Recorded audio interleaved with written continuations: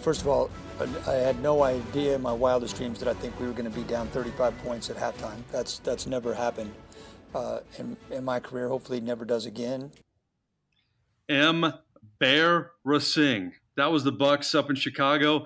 This is another rendition of A Few Extra Bucs on pewterpirates.com. I'm Mike Nabors. First of all, we got to thank our title sponsors, House of Brews and Lutz on the corner of Northdale, Mabry, and Van Dyke, and Sea Dog Brewing Company. We canvass the Tampa Bay area. Our other co-title sponsor, they're in Treasure Island on the beach and in Clearwater.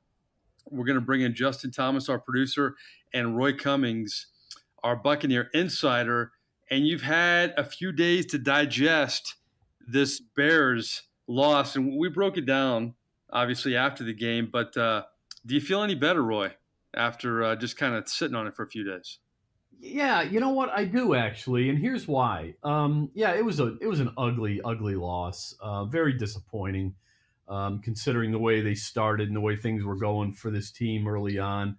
You know, you thought there was a bit of a hiccup there, and against Pittsburgh, and now you watch them play against Chicago on the road, and you think, well, you know, maybe that wasn't a hiccup. Maybe that's who the Bucs are. So we're a little bit. You know, that's kind of where we are. We're in limbo. Who are the Bucs? Are they the 2-0 Bucs that had everybody so excited under Ryan Fitzpatrick, or are they the 0-2 team that suddenly can't stop anybody for at least half the game, if not more? Defensively, not quite as sharp offensively.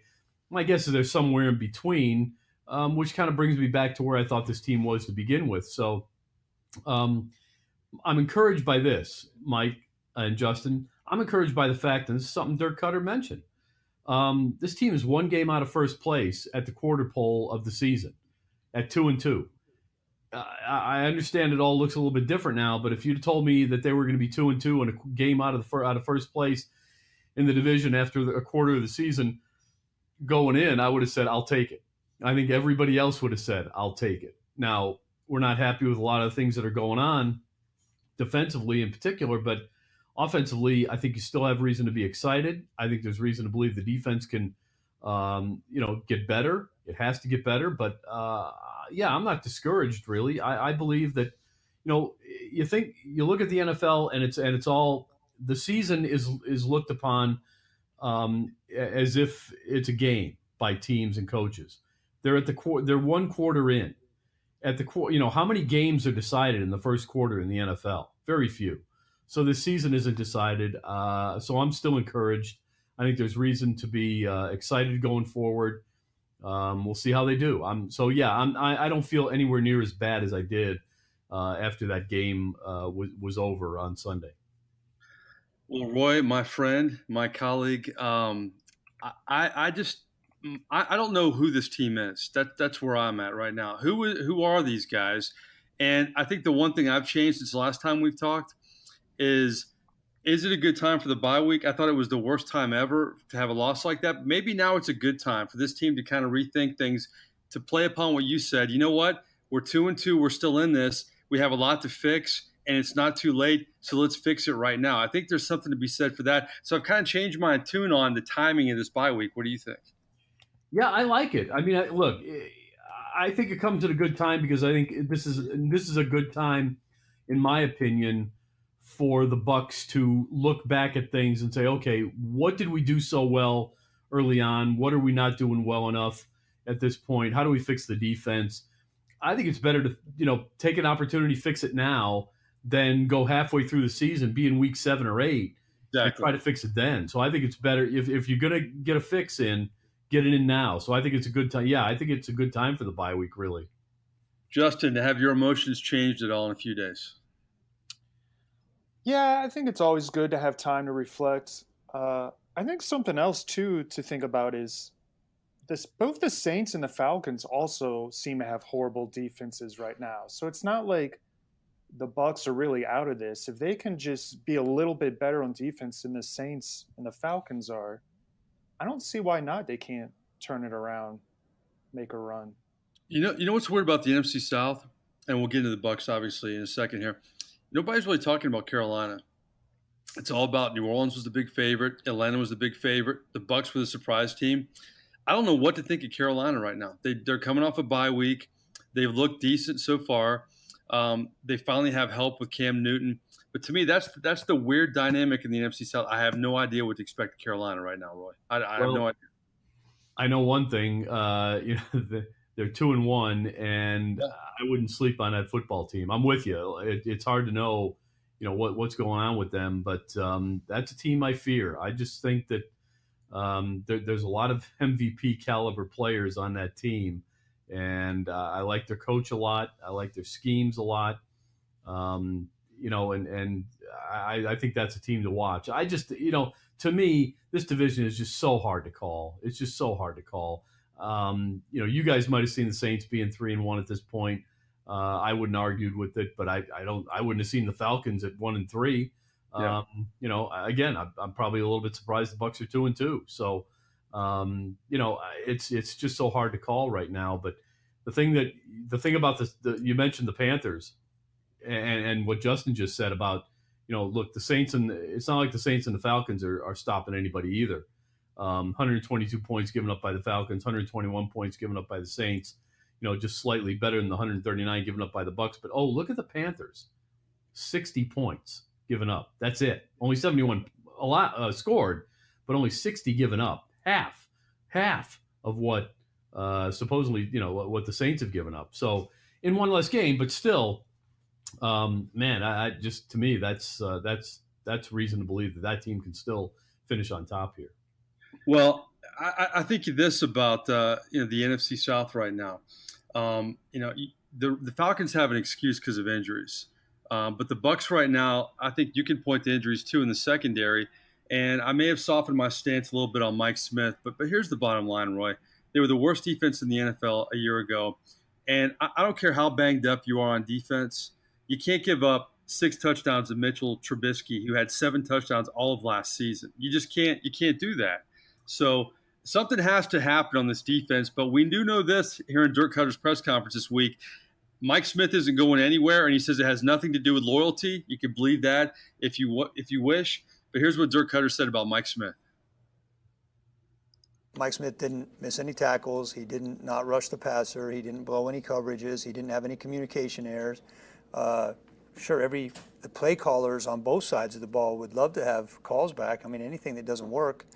But we have to figure that out. And the nice thing about having a bye right now is, we got 4 games of our own to look at. We go back. We do a self-scout every year this time. We study ourselves. And, we're just giving up way, way, way too many explosive passes. What do you think of that, Roy? I agree with him 100%. And the fans are going to think I'm crazy. Most of them will anyway, because, fans always want somebody fired because that always fixes everything, doesn't it? I don't know if it was on this podcast or somewhere else that I mentioned it. I said, yeah, firing the coach, that's really worked out well for the Buccaneers once. And I'm still not convinced that had they kept Tony Dungy, they wouldn't have won a Super Bowl. So, yeah, that's worked out once. Has it worked out since? No. The Bucs, how many teams do you see fire coordinators a quarter of the way into the season? You seldom, if ever, see it. Now, the Bucs actually have a little bit of, kind of experience in this because remember when Jeff Tedford couldn't answer the bell because of health issues a few years back? Yep. Remember what happened to the offense? Yep. It was a mess.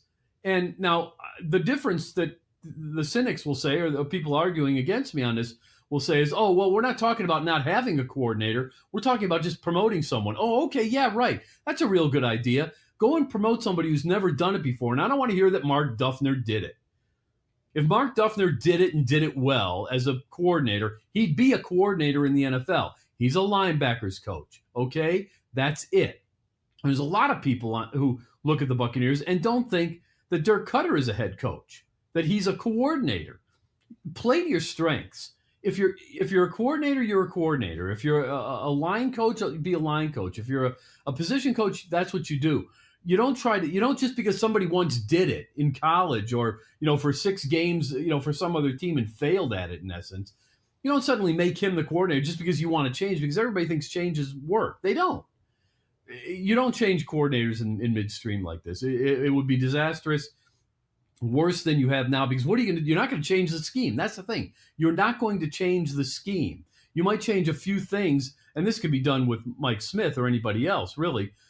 You can change a few things within the scheme, make some adjustments, but if you think that they're going to change the scheme now completely, that's not going to happen, because the scheme is built around the players that they have, and you have to follow that scheme, because you can't go teaching guys new stuff. It takes months to install a scheme. That's what OTAs, off-season workouts, training camp, preseason is all about. That the Bucs have come out playing horribly in this scheme and have done it consistently does suggest there's some problems with the scheme. But I still contend that the problems are with the players in the back end, where they just have not had superior talent and still don't. And right now, they might have some kids who are going to be pretty good one day, but they're not that good right now. And you can look at the stats, folks. The rookies, Carlton Davis, MJ Stewart, they're getting schooled. They're giving up almost as many completions as they're targeted. It was that way for MJ Stewart last week. I think he was targeted 7 times, gave up 6 completions for 80-some yards and a touchdown. This is what happens when you put rookies and young players, inexperienced players, in a position against, high caliber quarterbacks. And I'm not saying that Mitch Trubisky's that guy. There were a lot of mistakes in that defense last week. A lot of them came from linebackers, guys who've been in the defense. But when you go against Drew Brees and Ben Roethlisberger, you're going to get schooled, and that's what's happening right now. Yeah, to me, this is what's tough about being a general manager. And obviously they have more information than I have. But Brent Grimes, to me, I thought that was a great move in the offseason. Well, he just looks like he's done, Roy. And you really need Brent Grimes more than ever because of what you just said, because of the injuries, because of the inexperience. And if Grimes can't pick it up, I just don't see the secondary picking it up that much. These young guys, how much can you expect from them? We've talked about in these podcasts, when you're a cornerback in the NFL, it's a steep learning curve. And these guys are going to face it, and it doesn't get easy in the NFC South as they progress here. If Grimes can't rebound, they're in trouble, Roy. Yeah, I think you're right. And I sort of get the feeling that he's kind of been put out there maybe a little bit ahead of schedule, because I think there's concern about these young guys. And I think right now the concern is that, we're going to get embarrassed here. We've got to get our best cornerback, our most experienced cornerback, Brent Grimes, out on the field.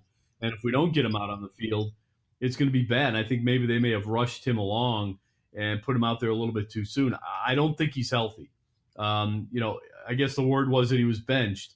But to be honest with you, I think the Bucs are basically – it might be the reason Chris Conte had to play against – with an injured knee as it is against the Steelers. And it very well may be that Brent Grimes is playing hurt, even though he's finally been cleared to play. So none of that would surprise me. I think the Bucs are so desperate in the secondary, and they realize that these kids are not quite ready for the role that they've been thrust into because of injuries, that they're pushing guys out there who are still hurt a little bit, and they're not getting 100% out of them.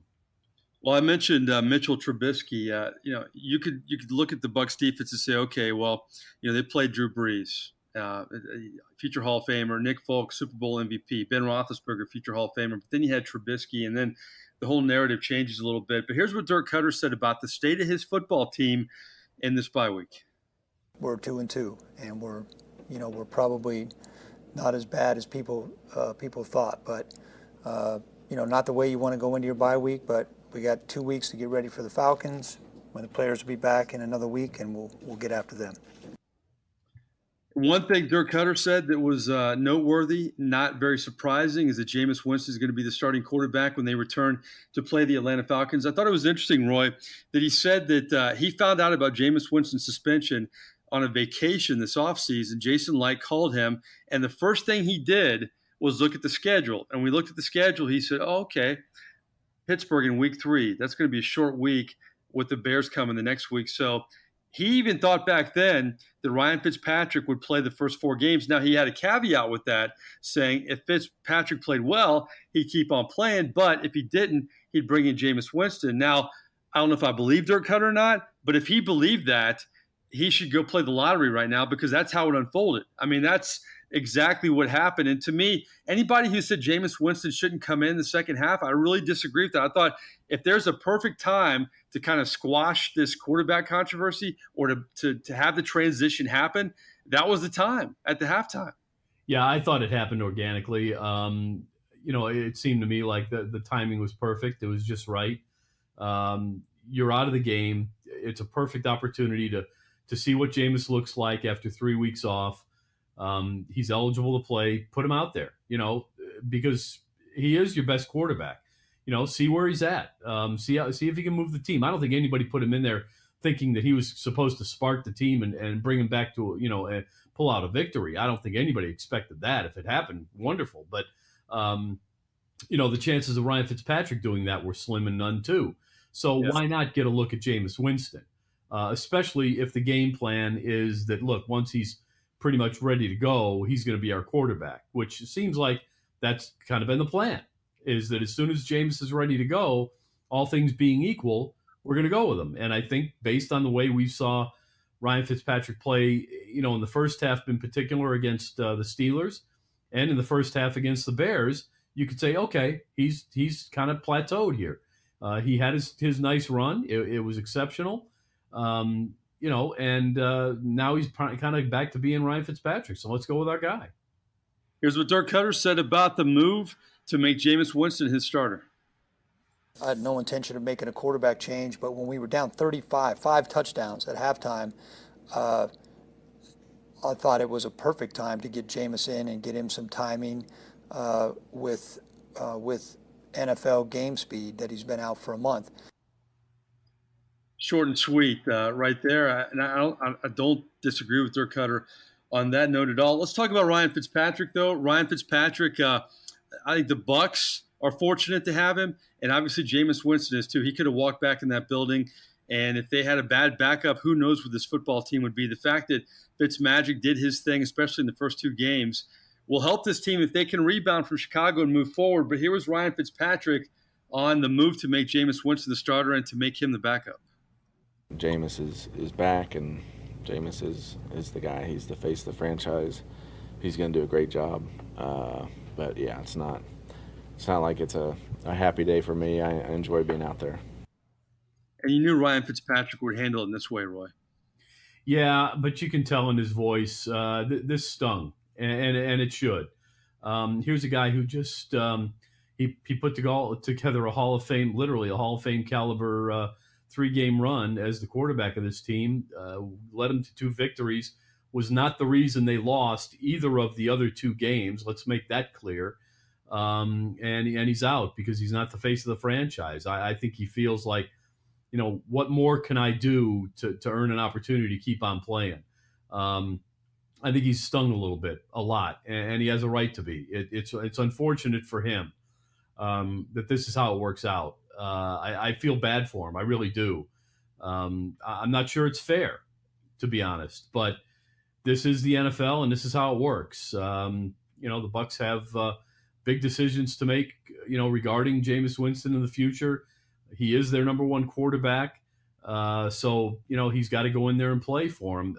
But I think the Bucs have to keep an open mind here. I think if things suddenly go south with Jameis Winston, and I don't think they will, but if Jameis Winston suddenly goes out there and starts playing some, knucklehead football, I wouldn't hesitate to return to Ryan Fitzpatrick and just say, look, we got to win football games here.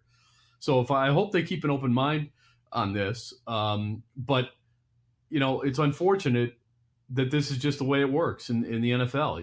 You're number 1 for a reason. Look, Nick Foles ended up winning the Super Bowl for the Eagles, but as soon as Carson Wentz was ready, he goes back in. And that's the way it is with almost any team. Yeah, let's get a little more from Ryan Fitzpatrick. I agree with you. You hear it in his voice. He was stung by this, and any competitor would be. And here's what Ryan Fitzpatrick, to give a little perspective, gives us some insight on a conversation he had with his father.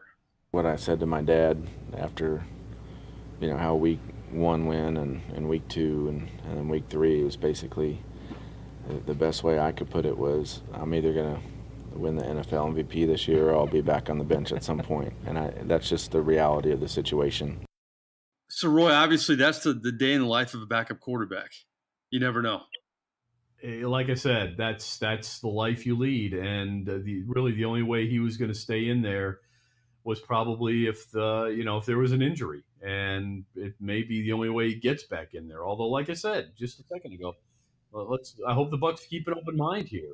They know now that they can win with Ryan Fitzpatrick. I think there's a little bit of pressure on Jameis Winston to prove they can win with him consistently, because I think right now the other thing is that there's quite a chemistry there with Ryan Fitzpatrick and these receivers. So, I think there's a little bit of pressure on Jameis to come out and play at a very, very high level. It's going to be hard to match what Ryan Fitzpatrick did, but he's got to come pretty close. And of course, the way to match him is to win and just play winning football. Yeah, this is the bye week edition of A Few Extra Bucs. The Bucs may be off, but we're never off here on A Few Extra Bucs. And to me, Roy, what is your biggest concern? I mean, we've broken down the secondary. We've talked about the defense, but the running game hasn't looked good either at this point. To me, the state of the Bucs, Dirk Cutter kind of touched on it, but what's your biggest concern about this football team right now? It's got to be the defense, because they don't have much of a choice here, because of injuries. You've lost Chris Conte, you've lost Vernon Hargraves. I'm not sure about Brent Grimes at this point. You're being forced to play a lot of young guys. We've talked about it before. And the concern I have is that the defense is just never going to match the level that the Bucs needed to be at. Look, they've scored as many points as they've scored consistently, without a running game, and that to me that's miraculous. Yeah. Because the running game is a big important part of this offense. It really is, and to have scored as many points as they did in the first two games in particular, and also against Pittsburgh without a running game, to me is just amazing. It's a testament to what Ryan Fitzpatrick was doing, to what the passing game can do. But without a running game, sooner or later, it's just going to get tougher and tougher, and so they need that too. But without a running game, it's just going to be harder on the defense. So the running game is an important part, but the defense has got to figure out a way to somehow, they just got to cut it back. I mean, you can't give up 30 points a game. You've got to cut that back to 20 something, maybe 20, 23, 24. I mean, nobody's asking these guys to be, Brooks, Sapp, and Lynch. Give us 17 and we'll take care of the rest. I don't think that has to happen, but give us 23 and we'll take care of the rest. That shouldn't be too much to ask of a defense in the NFL. No doubt. I knew you would say the defense. I agree. I know Justin agrees with the defense too. Here's what Dirk Cutter said about all the coverage breakdowns from this secondary in Chicago, and obviously it's a big focal point in turning this defense around. Anytime things go wrong on a consistent basis, rarely is it one thing. If it was one thing, that would be easy to fix. But when it's one thing here, maybe it's rush one time, coverage one time, maybe it is call one time, maybe it's just a great play by them. But when it's very rarely just one thing that you can say, oh, we just got to play more man. Oh, we just got to play more zone. Oh, we just got to blitz more. It usually isn't that. I get the feeling you'd agree with that, Roy. I do. Look, fans, I can't tell you how many times this week I've heard, why aren't they blitzing more? Why aren't they doing this more? Just play more man. Yeah, he's right. No, those aren't the answers. And the reason I say they're not the answers is because it's just not that simple. If that, as Dirk said, if it were that simple, you would do more. And it just doesn't work that way. And the thing that is most amazing to me is this is a defense that is designed not to allow those big plays, those big explosive plays that the Bucs are giving up. That's what's killing them. And this zone defense that they play, single high safety, a lot of cover two, that kind of thing, it's designed not to give up those plays. The fact that they are tells me that it's not necessarily the scheme, it's the players. Now, whether the scheme is too difficult for the players, I might agree with that. Maybe they need to dummy it down a little bit. And I don't, mean that in a negative way towards the players, but it's a scheme that I think you need to be a little bit more of a veteran, have a little bit of veteran savvy in order to play well. and play effectively, because there's so much communication that has to go on pre-snap so that everybody knows where they're going and not three guys aren't following one guy through his route, which is what happened last week. So the real thing that has to happen is, no, it's not more blitzing. It's not more man coverage. It's not a different scheme. It's not. What it is the players have to get up to speed on the scheme and what their assignments are. And if that means, playing a little bit more vanilla defense, that might not be a bad thing, because let's make sure the players can carry out their assignments, on 10 or 12 plays before we ask them to start, moving into page 412 of the playbook. Okay. I hear you. You know what? I think, to me right now, it's so, in this social media age, the media is always going to overreact. The fan base are always, not the media, but some people in the media, the fans are always going to overreact, but especially with the social media. I can only imagine a guy like Dirk Cutter and some of his coaches. I don't know how Mike Smith is with any of that, but we know Dirk Cutter listens. That's a different dynamic than coaches had to deal with even 10 years ago. But coaches have always had to deal with overreaction from fans and some from the media, but it's bigger than ever right now. So when something like this happens, it's just, to me, times 10, especially a loss like that. And then they got to hear about it for 2 weeks, Roy, with this bye week. Yeah, you're right. And that's the tough thing about the bye week, is that, it gives them an extra week to have to brood over this. As much as I said before, I wouldn't. And I really do. I hope Dirk Cutter, basically, once they looked at the tape of this game, threw it out the window and said, forget it, at least for the players. Now, the coaches need to go back and look at it every day and figure out what went wrong and figure out a way to correct it. But as far as the players go, as I said in our podcast after the game last week, I would have just told the players, forget it. This is not who we are, because that was the prevailing theme coming out of the locker room, was that this is not who we are. And I agree. I don't think this is who they are. So, you've got an opportunity starting next Sunday, not this coming Sunday, obviously, but when you go back to Atlanta, to prove that, no, this is not who we are. So start focusing on proving that this is not who you are, not figuring out, what do we do wrong? Just go out and do what you do right and do it well. All right. Well, this is our 30th podcast. It's gone by fast. I was actually surprised when our esteemed producer, Justin Thomas, told me it was our 30th podcast. And the number 30 is kind of elusive in sports, but we're going to touch on that in our favorite segment as we close it out. Right, Justin? That's right.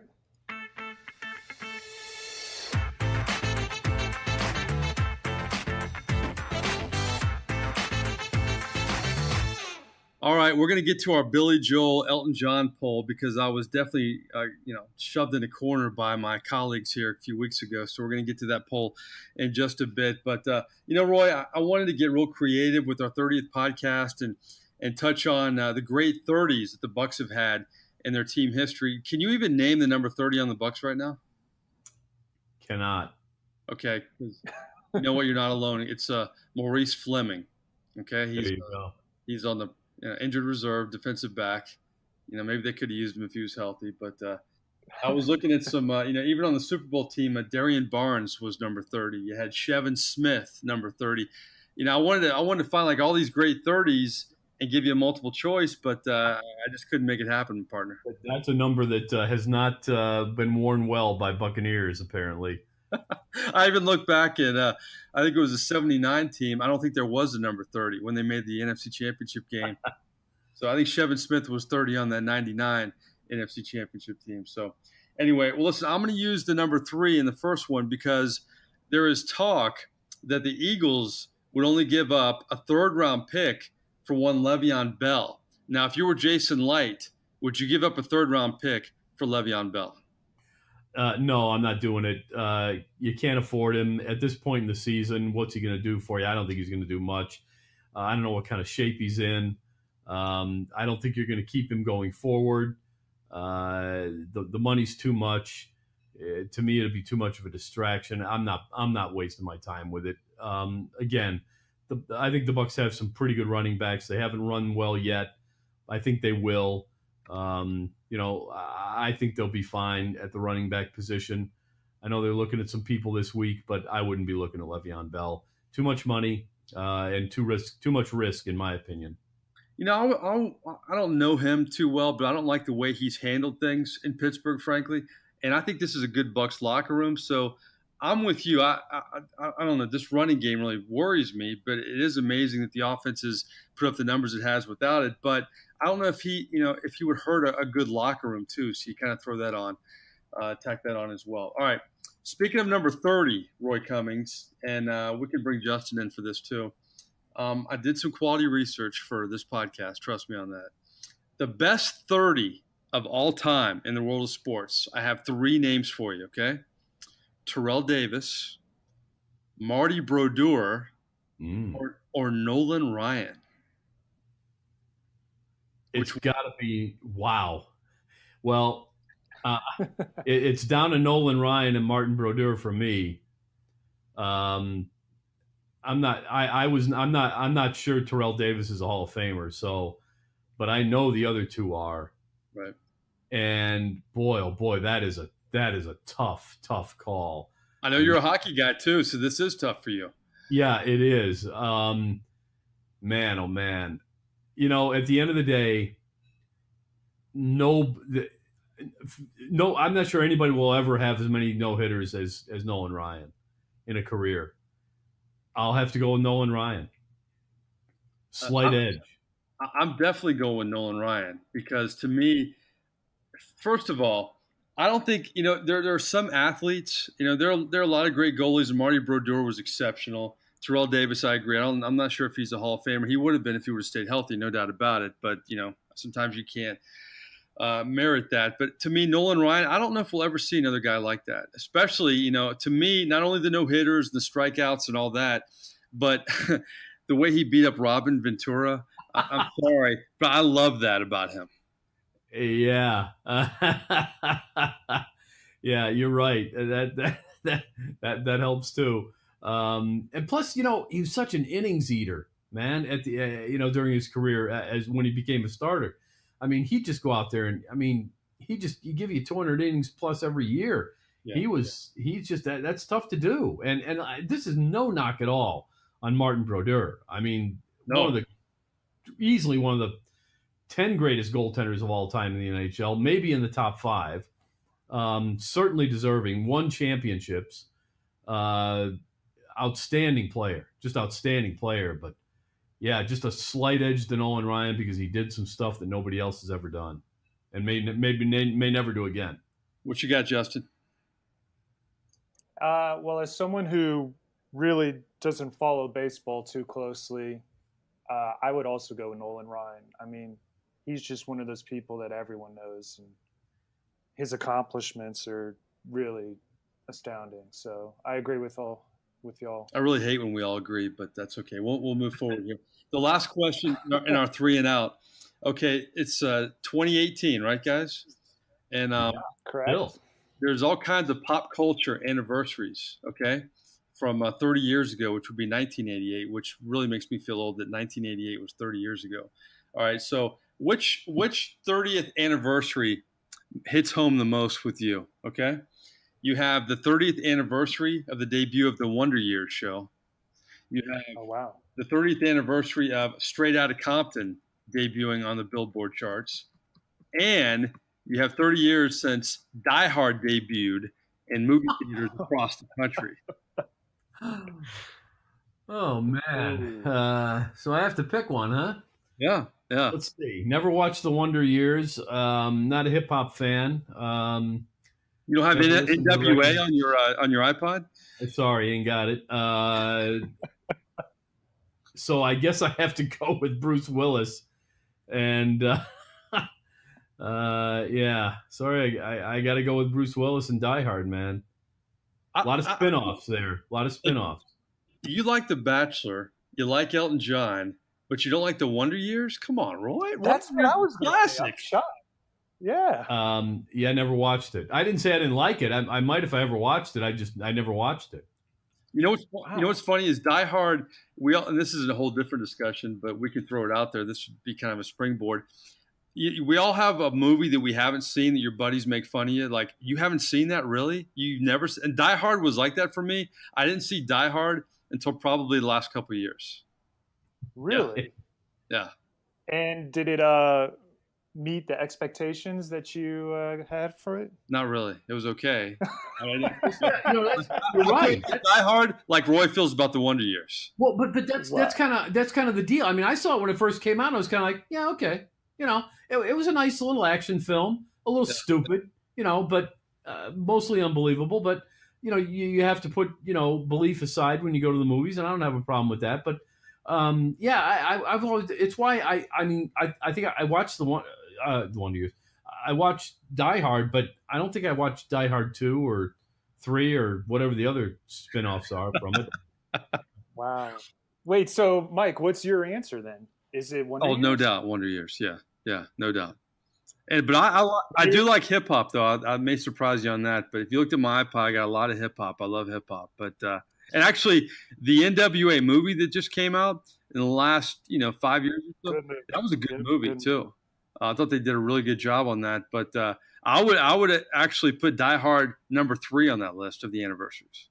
Wow. Well, we all agreed on the last one. It sounds like we're all going to disagree on this one. I love it. I love it though. I have to say first, I really think Die Hard's probably one of the best action movies ever made. All right. Up there with probably, I don't know, maybe The Predator. That's a great action movie as well.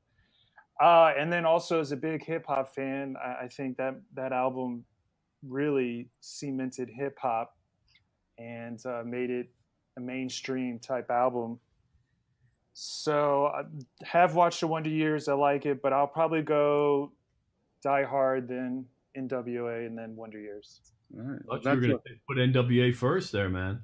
I did too. No, almost did, but I think Die Hard is, to me, one of the best. It's actually might be one of my favorite Christmas movies as well, since it takes place. Yeah, see, now that's another debate. Is it really a Christmas? I understand it takes place at Christmas time. But is it really a Christmas movie? No, it's not a traditional Christmas movie, but it's still one I like to watch. I'm sorry. Any chance, I'll take any reason to watch it. I like, Miracle on 34th Street, It's a Wonderful Life, Elf. I'm not putting Die Hard in there. I'm sorry. I'm with you, Mike. I'm going to send it to you for Christmas, Mike. All right, well, what's the movie that you guys maybe just saw recently or took a long time to see that people gave you a hard time about? Ooh, that's a good question. I'm usually right on the mark with movies, because I'm a big movie fan. I make a point of seeing all the nominated movies for the Academy Awards, before the awards and things like that. So I usually don't miss them. But I can't give you an answer on that. I don't know. Maybe we'll table that for next week. That's a good one because, Mike, I know there's an answer. I have one. I just got to think of it like Roy. I'm usually the guy who's doing that, saying that. Like, what do you mean you haven't seen that movie? What are you talking about? Roy's that guy. Like, what have you been doing? All right. Well, we have plenty of fodder for our 3 and Out in pop culture. Well, listen, happy 30th episode to everybody. But see, that's how Roy answers the bell, Justin. We don't script this stuff. I throw him all these Bucs questions. I throw him pop culture, and he nails it every time. Great job, Roy. Great job, Justin. That's our 30th podcast, A Few Extra Bucs. We appreciate you listening in. Please subscribe to pewterpirates.com. It is free. We still have to do the poll. Oh, my gosh. I'm sorry. Yeah. Okay. We have a poll, and it is I'll let Justin kind of take care of this, but I was definitely in the minority picking Billy Joel over Elton John. What did our pollsters say? Pollsters. All right. Well, first, like you said, to set it up, a couple of weeks ago, it was very controversial. One of your 3rd and Out questions was, who was better, Elton John or Billy Joel? Roy and I ganged up against you. We both picked Elton John. You were the sole Billy Joel fan, should I say.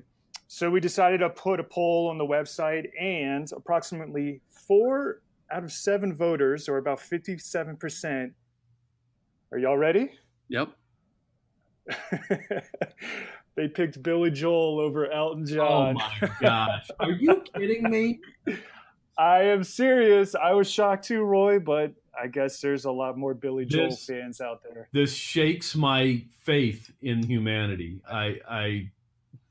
I'm concerned about where we're headed as a species. Well, look, if it makes you feel better, they're just released this week a trailer for a movie called Rocket Man, and it's a biopic about Elton John. So apparently he's good enough to get a movie, but not good enough to be a fan Wow, favorite. So that's amazing. It's not Well- about Roger Clemens. that's amazing. Say that again, Mike? It's not about Roger Clemens. No, it's Are not we sure about the that. Russians didn't hack into our voting system? You want a recount? Is that what you're saying? No. Fake news. You know, I was I actually can hear it now. I can hear it now. Billy Joel. There was no hacking. There was no collusion. fake news. I'm not so sure. You know, I was driving the other day and I listened to Piano Man, and that is an excellent song. It's a well-written is. song. You know, It is a good It- song. We're not saying that Billy Joel's not talented. We're just actually, saying that Roy John's did a more couple weeks talented. ago, kind of hinted that he was overrated a little bit. Well, I do think he's overrated. It is an excellent song. Really, I mean, give it all full marks. It's almost as good as Goodbye Yellow Brick Road. So, you know, that's how I say it. You know, that's how I look at it. All right. Well, listen, we're going to put more polls on the website. And, of course, we love the pop culture references. We try to mix everything in the podcast. Good job, Justin. Great job, Roy. I'm Mike Nabors. Thanks to our title sponsors, House of Brews and Lutes on the corner of North Del Mabry and Van Dyke. And, of course, Sea Dog Brewing Company, Treasure Island on the beach and in Clearwater. Please subscribe to pewterpirates.com. We will see you next week. Enjoy the bye weekend, Bucs fans.